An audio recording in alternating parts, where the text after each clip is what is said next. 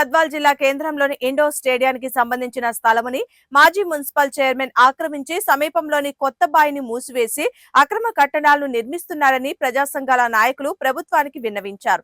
ఈ సందర్భంగా వారు మాట్లాడుతూ గతంలో గద్వాల్ రాజులకు సంబంధించిన స్థలాన్ని ఆక్రమించి నాది అంటే ఎలా అవుతుంది, జిల్లా కలెక్టర్ కూడా ఫిర్యాదు చేశామన్నారు. మున్సిపల్ కమిషనర్ కూడా తెలిసినా ఆగని అక్రమ కట్టడాలు. ఇప్పటికైనా సంబంధిత అధికారులు స్పందించి స్టేడియానికి సంబంధించిన స్థలాన్ని కొత్త బావి మూసివేసిన గోడను చెరిపి ఆ స్థలాన్ని క్రీడారంగ స్థలంలో కలపాలని తదితర అధికారులు స్పందించాలని వారు డిమాండ్ చేశారు.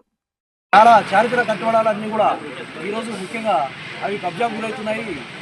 అందులో భాగంగానే ఉద్యోగంలో ఈ పాలకేంద్రం అనే గ్రౌండ్ కూడా ఇప్పుడు ఇండోర్ స్టేడియం అనేది పాలకేంద్రం గ్రౌండ్ మేమే తయారు చేయడం జరిగింది. మేము క్రికెట్ ఆడుతుంది 78 అక్కడ ఆడిన తర్వాత అక్కడ నుంచి వచ్చి ఈ యొక్క కొత్త బావిలో చాలా చారిత్రక కట్టడాలన్నీ కూడా ఈరోజు ముఖ్యంగా అవి కబ్జా గురవుతున్నాయి.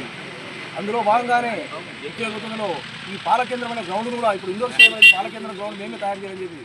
మేము క్రికెట్ ఆడుతుంది 78 పాలకులు దీన్ని ఆక్యుపై చేసి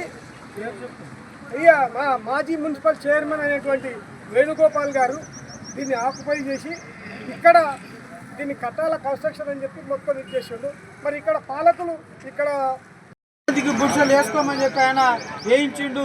అదేవిధంగానే ఈరోజు చింతలపేట హై స్కూల్ ముందు దగ్గర ఉన్నటువంటి స్థానంలో ఉన్న రథశాల కానీ లింగంబాయి కానీ చుక్కంబాయి కానీ ఇవన్నీ హిస్టారికల్ దీంతో రాజులకు గుర్తింపు ఉన్న సంస్థలు కూడా కనుమరుగైపోతున్నాయి.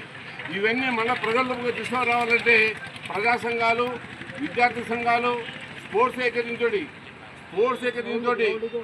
గ్రౌండ్ ఏకదీని నుంచి ఎవరైతే స్పోర్ట్స్ ఏకదీంతో సాధన తీసుకునికే వాళ్ళ వ్యాయామం తీసుకునికే వస్తున్నారో వాళ్ళు సంకల్పించి ఇది తప్పనిసరిగా పెద్దల దృష్టికి తీసుకురావాలని ఇటు ప్రజా సంఘాలకు, ఇటు సీనియర్ సిటిజన్ ఫోరం వాళ్ళకు వాళ్ళు విన్నవించేది కాక మీరు కార్యక్రమానికి ఏ ప్రాకృతమైన మా యొక్క సహాయ సహకారాలు ఉంటామని వాళ్ళకి చెప్పినందుకు వాళ్ళ యూత్కు మేము వారికి కృతజ్ఞతలు తెలుపుతున్నాం.